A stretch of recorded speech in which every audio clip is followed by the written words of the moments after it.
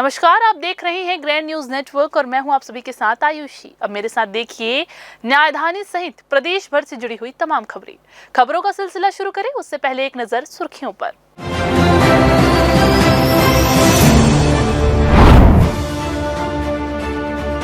शिक्षक दिवस पर बिलासपुर में शिक्षकों का हुआ भव्य सम्मान समारोह। 100 से अधिक शिक्षकों का हुआ सम्मान। मोक्का से गुम हुआ मासूम, सीसीटीवी ने खोला राज। पुलिस जांच में हिला देने वाला खुलासा, मां ही निकली अपहरणकर्ता। भोजपुरी टोल प्लाजा के पास भीषण सड़क हादसा, अज्ञात वाहन की टक्कर से पिकअप चालक की हुई मौके पर मौत। और अनंत चतुर्दशी पर होगा गणेश प्रतिमाओं का विसर्जन। 3 विसर्जन स्थल तय, छठ घाट पर क्रेन और गोताखोर तैनात।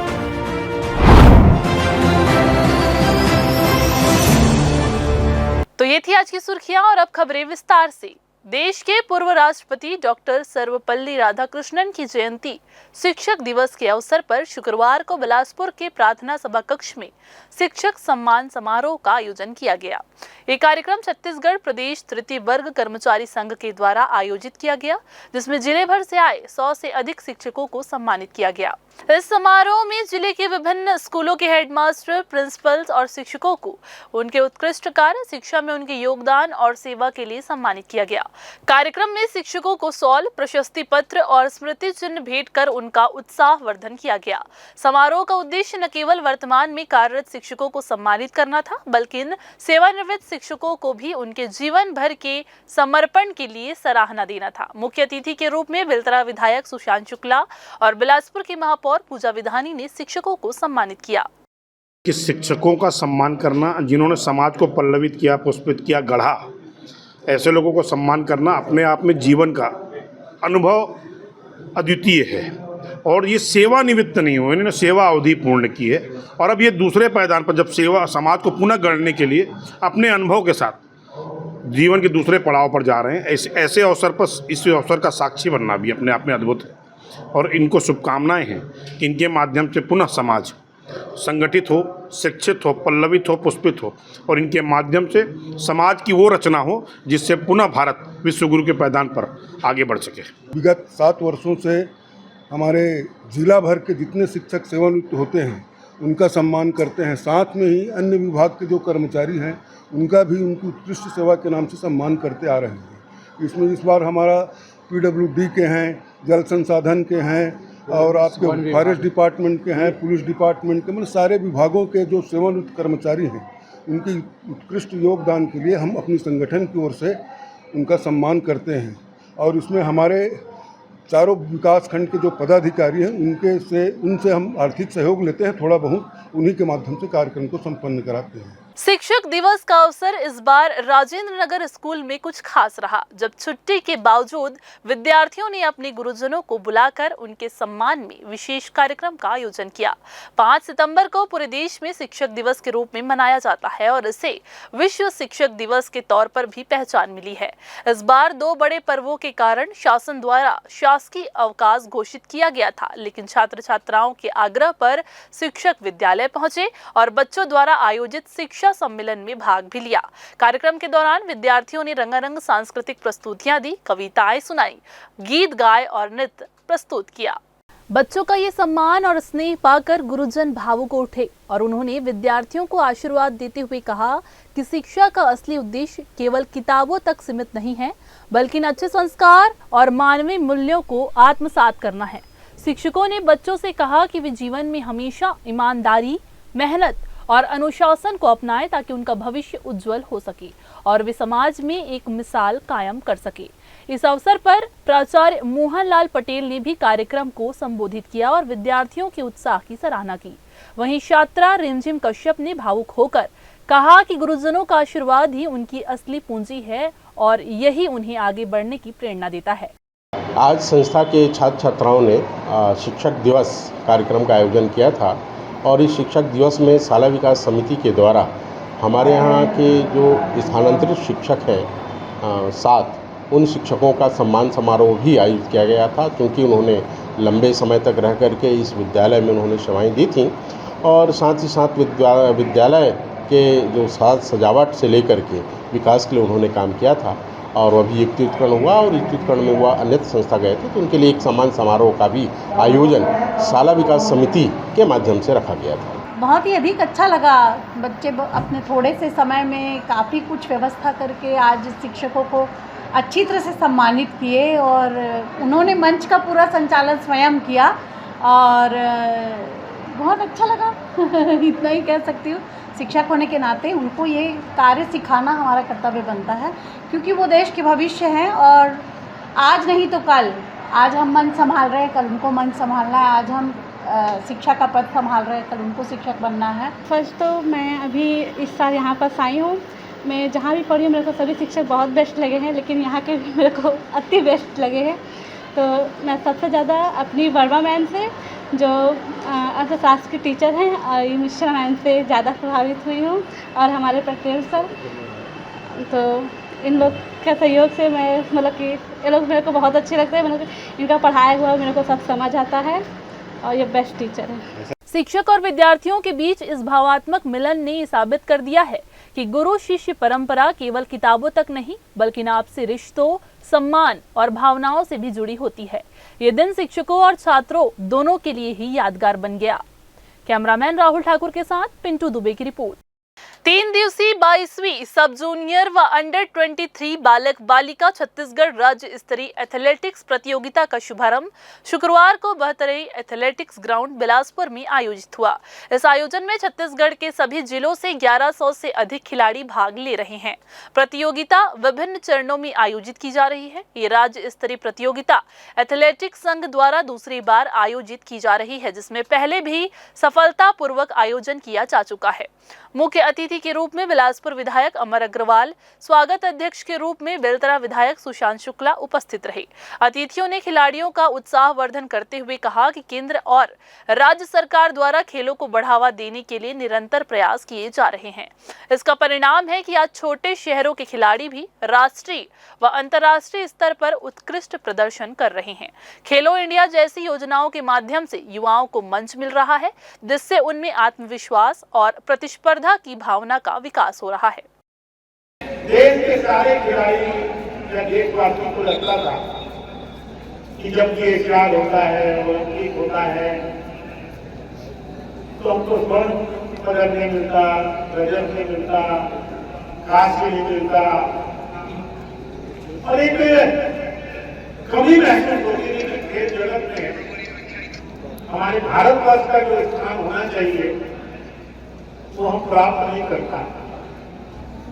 लेकिन 2014 में जब इस देश के प्रधानमंत्री आदरणीय नरेंद्र मोदी जी बने और भारतीय जनता पार्टी की सरकार बनी, तो खेल को पूरी दुनिया में स्थापित कैसे करें, हमारे खिलाड़ियों का मान गौरव दुनिया देखे, उसके लिए खेलो इंडिया के माध्यम से हमारे खिलाड़ियों को तैयार करने का काम यहाँ के खेल गतिविधियों के संचालन के लिए माननीय मुख्यमंत्री गोसाई जी के सुशासन पर उनके हमारी सरकार आने के बाद यहाँ पर प्रारंभ किया और वर्तमान में लोक निर्माण विभाग के द्वारा इस खेल परिसर को मरम्मत के लिए अलग से एक हेड बजट में आवंटित किया गया है, जिसके माध्यम से इसका रिपेयरिंग और मरम्मत के कार्य आने वाले समय में होते रहे। काफ़ी खिलाड़ी आए हैं उस हिसाब से कि बहुत सारे स्टेट लेवल के टूर्नामेंट हो रहे हैं, मंडल लेवल के टूर्नामेंट हो रहे हैं जूनियर के बच्चों को, लेकिन उसके बाद भी बच्चे काफ़ी आए हैं। 1148 खिलाड़ी टोटल आए हैं। छत्तीसगढ़ का काफ़ी अच्छा परफॉर्म चल रहा है। जिस एक एग्जाम्पल आपको बहुत अच्छा दिख रहा है कि अनिमेश कुजूर 100 मीटर 200 मीटर का इंडिया का रिकॉर्ड ब्रेक कर दिया है और इन फ्यूचर ये आप जान लीजिए इंडिया का हीरो वही होगा और ओलंपिक का मेडल भी देगा। बिलासपुर के होम गार्ड लाइन कुडुडंड में सिविल डिफेंस वॉलंटियर का एक दिवसीय प्रशिक्षण शिविर आयोजित किया गया। इस प्रशिक्षण में 200 से अधिक वॉलंटियर्स शामिल हुए और यहां आपदा प्रबंधन से लेकर फायर फाइटिंग तक की विस्तृत जानकारी साझा की गई। महानिदेशक नगर सेना, अग्निशमन और आपातकालीन तथा एसडीआरएफ और कलेक्टर बिलासपुर के निर्देश पर आयोजित इस प्रशिक्षण शिविर में डीआईजी एलपी वर्मा ने सिविल डिफेंस की भूमिका और महत्व पर प्रकाश डाला। उन्होंने बताया कि आपातकालीन स्थिति से निपटने में सिविल डिफेंस की क्या भूमिका रहती है और इसके अंतर्गत 12 प्रकार की सेवाएं किस तरह काम करती है। साथ ही होमगार्ड और फायर सर्विस की जिम्मेदारियों पर भी विस्तार से जानकारी दी गई। अभी सिविल डिफेंस का हमने प्रशिक्षण दिया है। असली में आपको पता होगा बीच में हमारा और पाकिस्तान के बीच कुछ संबंध खराब हो गए थे, तो उस समय जो शासन है सिविल डिफेंस के प्रशिक्षण की एक योजना बनाए थे, जिसके तहत हमारे यहाँ सिविल डिफेंस वॉलंटियर्स का रजिस्ट्रेशन किया गया और अभी आज ही हमारे यहाँ सिविल डिफेंस वॉलंटियर्स का एक प्रशिक्षण आयोजित किया गया है। श्री एलपी वर्मा साहब वो भी आए थे और उसके अतिरिक्त हमारे यहाँ हेडक्वार्टर से 4 मास्टर ट्रेनर्स हैं, उन्होंने भी आके उनको प्रशिक्षित किया। इसमें 278 वॉलंटियर शामिल हुए। उसमें हम उनको विभिन्न प्रकार की सेवाओं के बारे में उनको जानकारी दी गई। जैसे सिविल डिफेंस में 12 प्रकार की सेवाएं आती हैं, जिसमें फायर ब्रिगेड और भी कई प्रकार की हैं, तो उसमें हमने उनको पूरे सब सेवाओं के बारे में जानकारी दी। इसके अतिरिक्त जो विशेष रूप से हमने फायर फाइटिंग के बारे में उनको एक पूरा मॉक ड्रिल करके बताया, जिसमें उन्होंने बहुत इच्छा जागृत की और उन्होंने उसमें सहभागिता अपनी दिखाई। इसके अलावा जिला सेनानी दीपांकुर नाथ ने फायर फाइटिंग पर प्रशिक्षण देते हुए फायर ट्रायंगल, आग के प्रकार और अग्निशमन उपकरणों के उपयोग की जानकारी साझा की। मास्टर ट्रेनर्स ने मॉक ड्रिल कर फायर से निपटने के तरीके भी समझाए। इस कार्यक्रम में कुल 778 सिविल डिफेंस वॉलंटियर्स शामिल रहे। कैमरामैन राहुल ठाकुर के साथ पिंटू दुबे की रिपोर्ट। फिलहाल वक्त हो चला है एक छोटा सा ब्रेक लेने का। ब्रेक के बाद हम जल्द वापस आएंगे। आप बने रहिए ग्रैंड न्यूज के साथ। जय जया प्राइवेट ITI NCVT से मान्यता प्राप्त एंड ISO सर्टिफाइड 10वीं पास विद्यार्थियों के लिए 2 year electrician course, OPA 1 year course, computer operating and programming assistant course, best classroom facility, admissions open. Jai Jaya private ITI, Riverview colony, Koni, Bilaspur, Chhattisgarh. Break के बाद आप सभी का स्वागत है।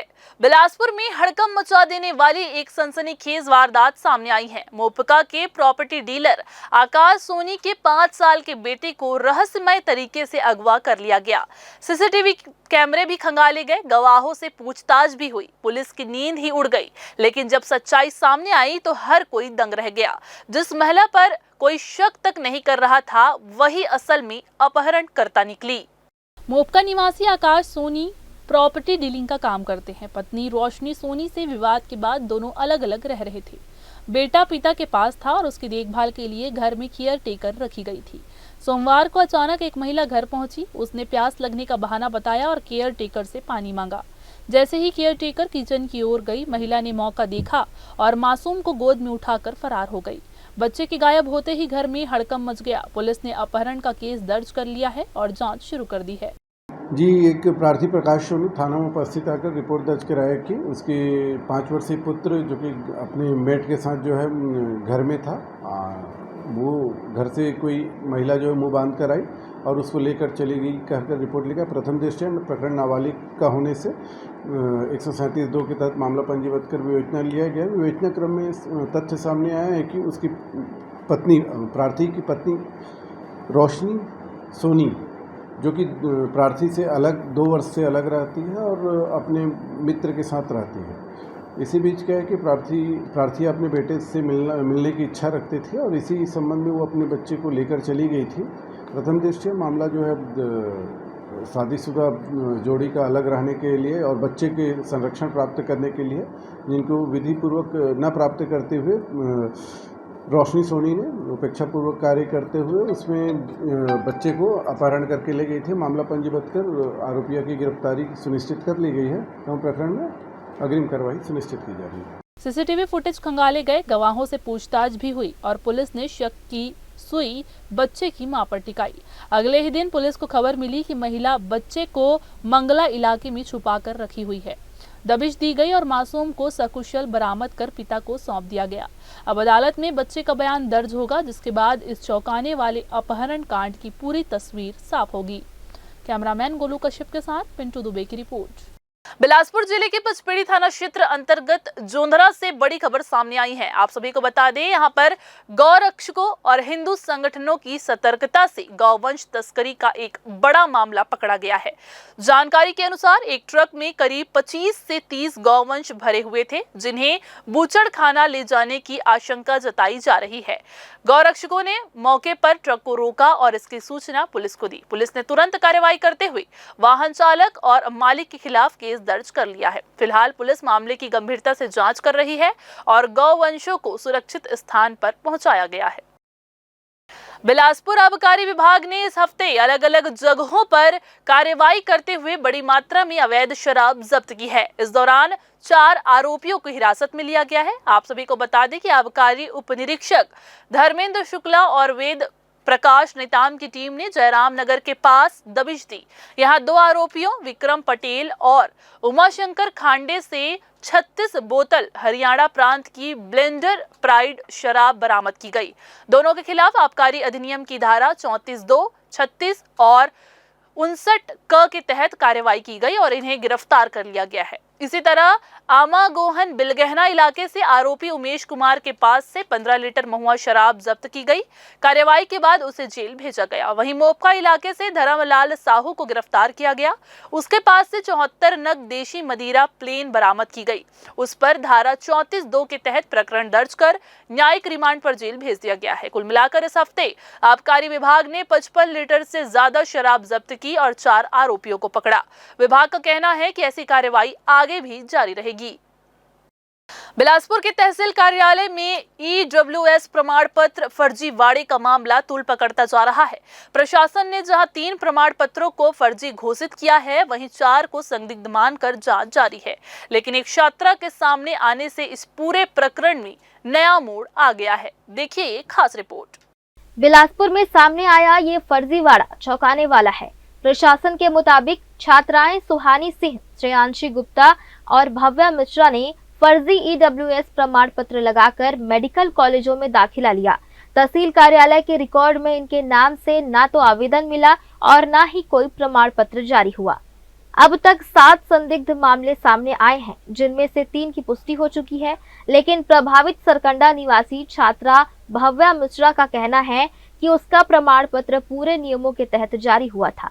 एडमिशन से पहले वेरिफिकेशन भी हुआ, तभी उसने काउंसलिंग में हिस्सा लिया, लेकिन अब उसे गलत तरीके से फर्जी करार दिया जा रहा है। मेरा कहना है कि इतने सारे वेरिफिकेशन के बाद आप वेरिफिकेशन के समय ही अगर हमें बता देते तो अच्छा होता। और हमारा जो पेपर्स है EWS के पीछे का, वो भी एकदम वैलिड है। तो बस इतना ही है कि मैं न्याय चाहती हूँ, अपने जस्टिस चाहती हूँ और अपने आगे की पढ़ाई को ख़राब नहीं करना चाहती हूँ। जो भी क्राइटेरिया है, जो भी डॉक्यूमेंट में उनको छानबीन करनी है, देखना है, चेक करना है, वो जल्द से जल्द करे और मेरी बच्ची की पढ़ाई पे कोई नुकसान ना आए और इसकी पढ़ाई एज इट इज़ चलती रहे। और निवेदन करती हूँ सभी से कि मेरी बच्ची को गलत ना होते हुए भी ये सब जो हो रहा है, भुगतना पड़ रहा है, उसके लिए कलेक्टरेट से न्याय मिले। यानी तस्वीर साफ यही है कि आयुक्त चिकित्सा शिक्षा के आदेश के बाद प्रशासन ने इतनी हड़बड़ी में कार्रवाई की कि सही प्रमाण पत्र को भी अवैध ठहरा दिया। दरअसल भव्या ने EWS प्रमाण पत्र में अधिकारी का हस्ताक्षर फर्जी पाया, लेकिन सवाल ये है कि इसमें छात्रा का क्या दोष? आवेदन सही, दस्तावेज सही और प्रमाण पत्र भी तहसील कार्यालय से जारी हुआ, तो फिर इसकी सजा एक मासूम छात्रा को क्यों भुगतना पड़ेगा? EWS जो सर्टिफिकेट है, 7 EWS सर्टिफिकेट का जांच करने के लिए हमको आयुक्त चिकित्सा शिक्षा से पत्र प्राप्त हुआ था, जिसमें हमने जांच किया तो उसमें 3 जो प्रमाण पत्र थे वो फर्जी पाए गए, जिसमें पीठासीन अधिकारी का हस्ताक्षर नहीं होना पाया गया और बाकी जो शेष है 4 यहाँ से जारी होना पाया गया, लेकिन उसमें भी विशेष जांच की जा रही है एवं जांच रिपोर्ट आज प्रेषित हो जाएगी और जैसा भी होगा उसमें दोषियों के विरुद्ध कार्रवाई की जाएगी। भव्या और उसके परिजन अब इसी आस में हैं कि प्रशासन संवेदनशीलता दिखाए और जल्द से जल्द उसकी परेशानी दूर करे। लगातार हो रही देरी से उसकी पढ़ाई बाधित हो रही है। वहीं दूसरी ओर मेडिकल काउंसलिंग का दूसरा चरण जारी है और भव्या को मिली सीट उसके हाथ से फिसलने की कगार पर है। अब बड़ा सवाल यही है कि क्या प्रशासन पारदर्शिता दिखाते हुए छात्रा को न्याय दिला पाएगा या फिर यह मामला भी महज औपचारिकताओं और फाइलों में दबकर रह जाएगा। ग्रैंड न्यूज के लिए कैमरामैन अमर ध्रुव के साथ राकेश मिश्रा की रिपोर्ट। फिर से वक्त हो चला है एक छोटा सा ब्रेक लेने का। ब्रेक के बाद जारी रहेंगी खबरें। आप बने रहिए ग्रैंड न्यूज के साथ। जया प्राइवेट ITI NCVT से मान्यता प्राप्त एंड ISO सर्टिफाइड 10वीं पास विद्यार्थियों के लिए 2 year electrician course, COPA 1 year course, computer operating and programming assistant course, best classroom facility, admissions open. Jaya private ITI, Riverview colony, Koni, Bilaspur, Chhattisgarh. Break के बाद आप सभी का एक बार फिर से स्वागत है। बिलासपुर जिले के हिर्री थाना क्षेत्र में गुरुवार सुबह एक भीषण सड़क हादसा हो गया। भोजपुरी टोल प्लाजा के पास तेज रफ्तार अज्ञात वाहन ने एक पिकअप को टक्कर मार दी। हादसे में चालक की मौके पर ही मौत हो गई। शिवकुमार साहू पिकअप क्रमांक CG07 CH 5096 में खीरा लोड कर कुरुद धमतरी से अंबिकापुर की ओर जा रहा था। सुबह करीब 4:30 बजे भोजपुरी टोल प्लाजा के पास अज्ञात वाहन ने तेज और लापरवाही पूर्वक चलाते हुए एक पिकअप को जोरदार टक्कर मार दी। टक्कर इतनी भीषण थी कि पिकअप का अगला हिस्सा पूरी तरह से क्षतिग्रस्त हो गया और चालक वाहन में फंस गया। राहगीरों की मदद से चालक को बाहर निकालकर एम्बुलेंस से तत्काल बिल्हा अस्पताल ले जाया गया, जहां डॉक्टरों ने उसे मृत घोषित कर दिया। पुलिस ने शव को पोस्टमार्टम के लिए मरसूरी भेज दिया गया है और पिकअप को थाने में खड़ा कराया गया है। हिर्री थाना पुलिस ने अज्ञात वाहन चालक के खिलाफ धारा 106(1) BNS और 281 BNS के तहत अपराध दर्ज कर जांच शुरू कर दी है। कैमरामैन राहुल ठाकुर के साथ पिंटू दुबे की रिपोर्ट। इधर बिलासपुर जिले के मल्हार क्षेत्र के मटिया गांव से करंट लगने की दर्दनाक घटना सामने आई है। मिली जानकारी के अनुसार गांव में विद्युत लाइन बिछाने का काम चल रहा था। इसी दौरान खुले तार में करंट दौड़ रहा था और उसकी चपेट में आकर 4 गौवंश गंभीर रूप से झुलस गए। हादसे में 2 गौवंश की मौके पर ही मौत हो गई, जबकि 2 अन्य घायल हो गए। फिलहाल घायल गौवंशों का इलाज कराया जा रहा है और मामले की सूचना प्रशासन को दी गई है। इधर बिलासपुर के सरकंडा थाना क्षेत्र में गणेश पंडाल के पास भजन कीर्तन की तैयारी के बीच अचानक से बवाल मच गया। शराब के लिए पैसे मांगने से मना करने पर युवक ने धारदार हथियार से हमला कर दिया। घायल को अस्पताल में भर्ती कराया गया। वहीं पुलिस ने आरोपी को हिरासत में ले लिया है और मामले की गहन जांच की जा रही है। देवनंदन नगर फेज 1 सरकंडा का ये गणेश पंडाल पूजा और भक्ति का स्थल था, लेकिन गुरुवार की रात करीब 9 बजे यहाँ माहौल अचानक से तनाव में बदल गया। सत्यम मानिकपुरी अपने दोस्तों के साथ भजन कीर्तन की तैयारी कर रहा था। तभी सागर नाम का युवक अपने साथियों के साथ पहुंचा और शराब पीने के लिए पैसे मांगने लगा। सत्यम ने पैसे देने से मना किया तो विवाद बढ़ गया और देखते ही देखते गाली गलौज के साथ मारपीट शुरू हो गई। इसी दौरान सागर ने जेब से धारदार हथियार निकाला और सत्यम के सिर पर वार कर दिया। पंडाल में अफरा तफरी मच गई। घटना की सूचना मिलते ही सरकंडा पुलिस मौके पर पहुंची और आरोपी को हिरासत में ले लिया। TI नीलेश पांडे ने बताया कि आरोपी सागर को हिरासत में ले लिया गया है। जी, गणेश पंडाल के सामने कल जो है मारपीट की घटना घटित हुई है, जिसमें जो है प्रथम दृष्टया आरोपी सागर लहरे के द्वारा जो है पुरानी रंजिश को लेकर मारपीट किया गया है और आहत जो है हॉस्पिटल में उपचारार्थ है, जहां जाकर उसकी MLC कराई गई है। आहत के सिर पर जो है चोट लगा है, जिस पर से थाना सरकंडा में अपराध कायम कर विवेचना लिया गया। प्रथम दृष्टया आहत को पुलिस हिरासत में लेकर पूछताछ किया गया, जिसमें बताया कि पुरानी रंजिश को लेकर मारपीट की घटना को घटित किया है। आरोपी के विरुद्ध वैधानिक कार्रवाई सुनिश्चित की जा रही है। घायल सत्यम को श्यामा अस्पताल में भर्ती कराया गया है, जहां उसका इलाज चल रहा है। थाने में मामले की विवेचना जारी है। प्रथम दृष्टया पुरानी रंजिश को लेकर घटना को अंजाम देने की बात सामने आई है। कैमरामैन गोलू कश्यप के साथ पिंटू दुबे की रिपोर्ट। ईद मिलादुन्नबी का पर्व शहर में पूरे अकीदत और उत्साह के साथ मनाया गया। उसकी दीन कमेटी के तत्वाधान में दोपहर 2 बजे सत्यम चौक से जुलूस निकाला गया, जो अग्रसेन चौक, राजेंद्र चौक होते हुए ईदगाह चौक पर संपन्न की गई। ईद मिलादुन्नबी का पर्व इस वर्ष बड़े ही उत्साह और श्रद्धा के साथ मनाया गया।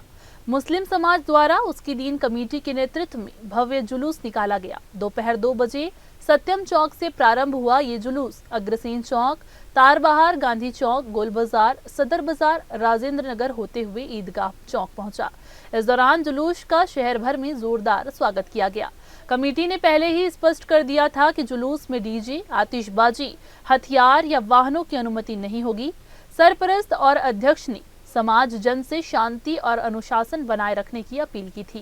कमेटी के जानिब से तो जश्न ईद मिलादुन नबी के मुबारक मौके पर इंतज़ाम इस्तकबालिया प्रोग्राम जो आप तमाम इस्लाम देख रहे हैं, वो सबसे बड़ी खुशी की बात यह है कि आज से 1500 साल पहले पैगम्बर आज़म मदीने वाले सरकार आज से 1500 साल पहले मक्का शरीफ में आप तशरीफ़ लाए।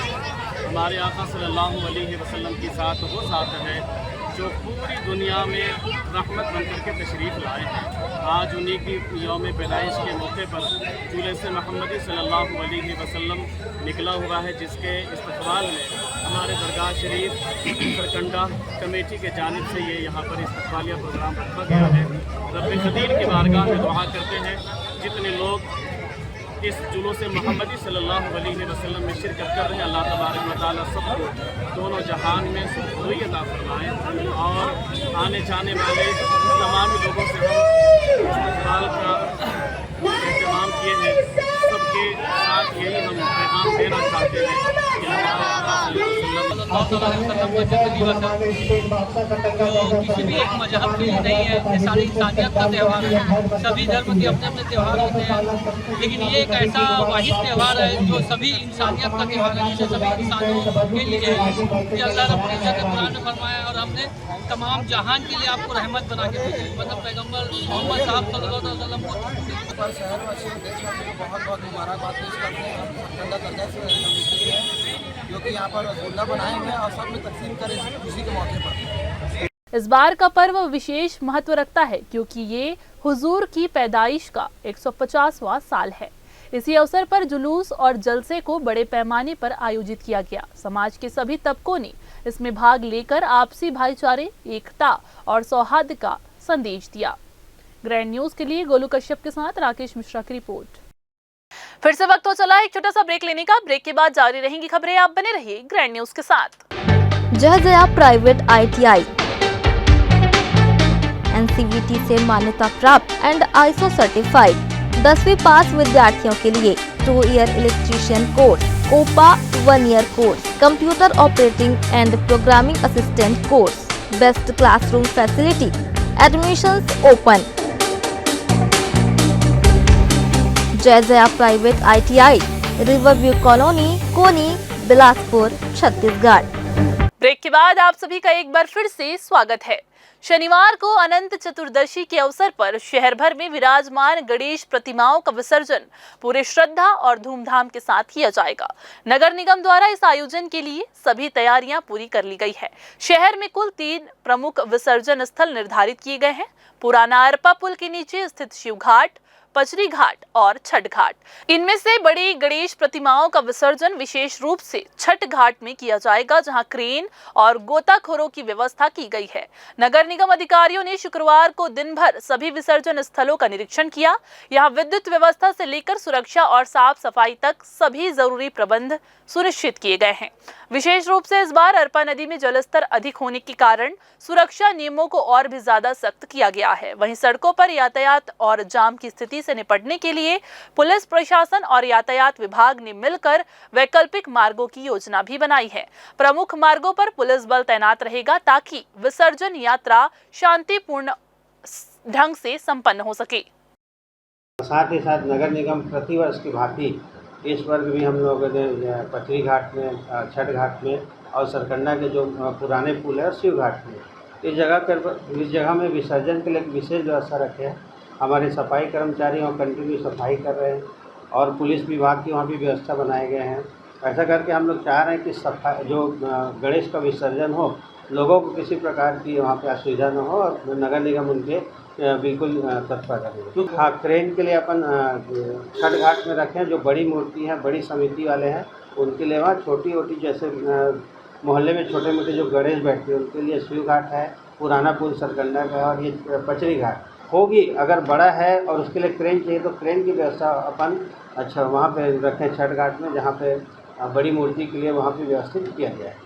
बिलासपुर जिले के कोटा थाना क्षेत्र अंतर्गत ग्राम अजयपुर नेवरा में बिलासपुर पुलिस ने स्वयं सिद्धा फाउंडेशन के सहयोग से सियान चेतना जन जागरूकता अभियान का आयोजन किया।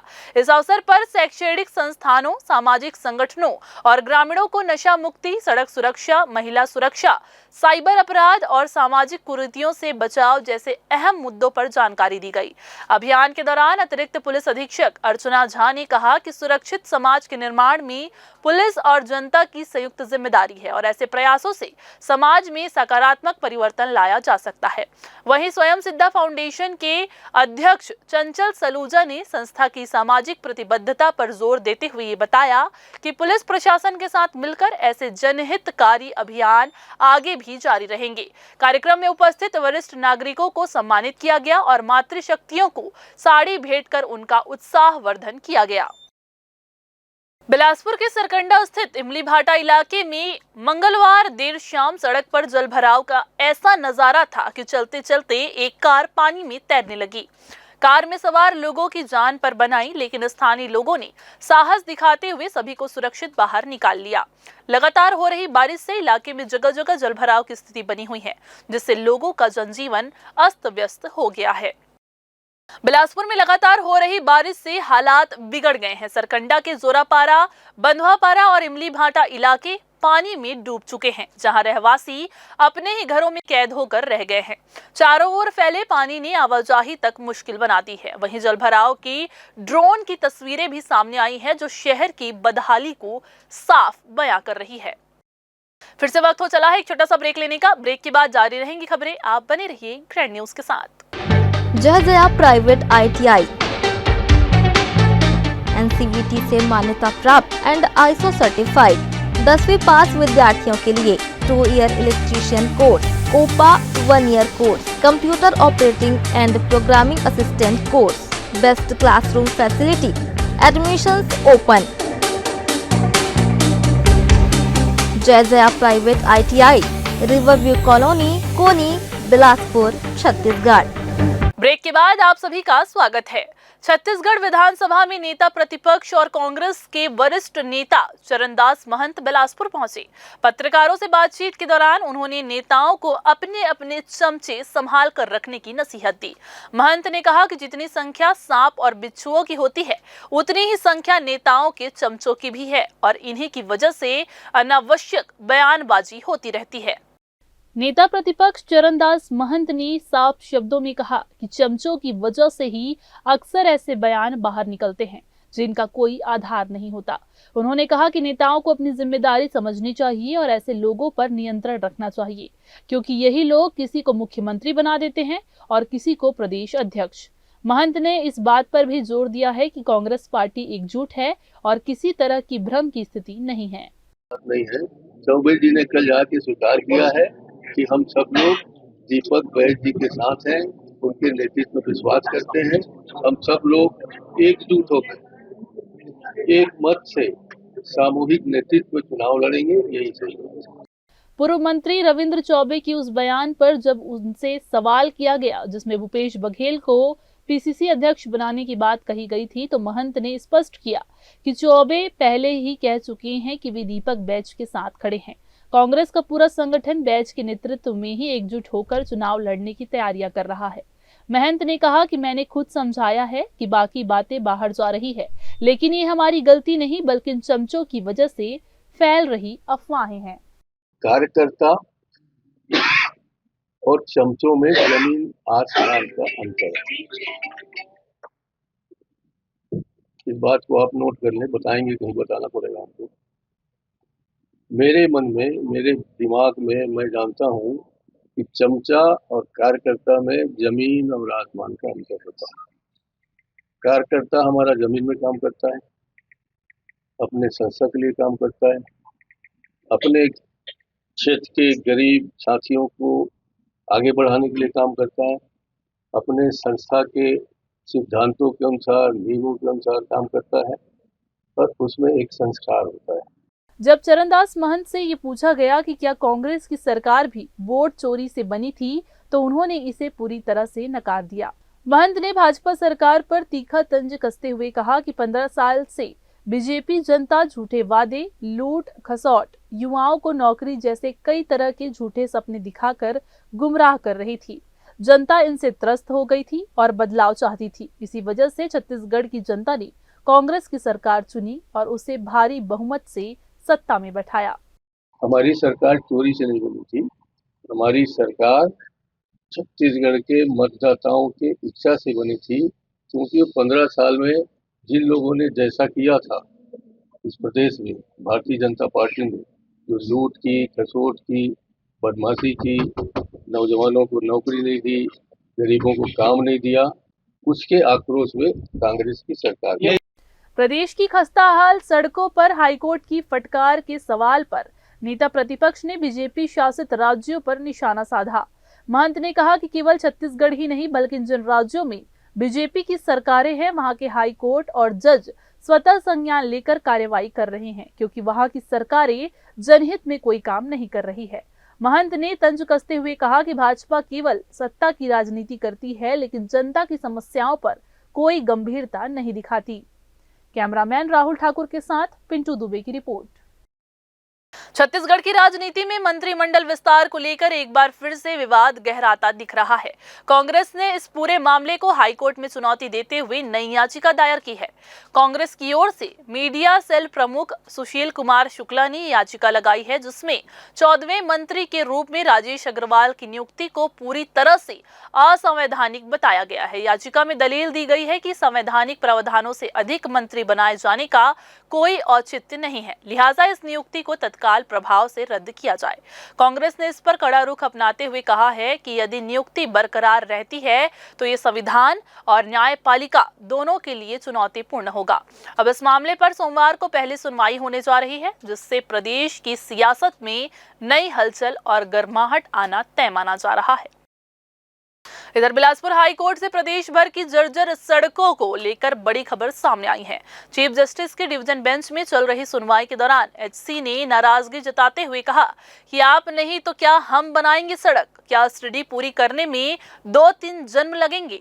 कोर्ट ने खस्ताहाल सड़कों के मामले में स्वतः संज्ञान लेते हुए शासन से कड़े सवाल पूछे और सख्त लहजे में कहा कि क्या सिर्फ पैचिंग करने से काम ठीक हो जाएगा, क्या दोबारा दरारें नहीं पड़ेगी।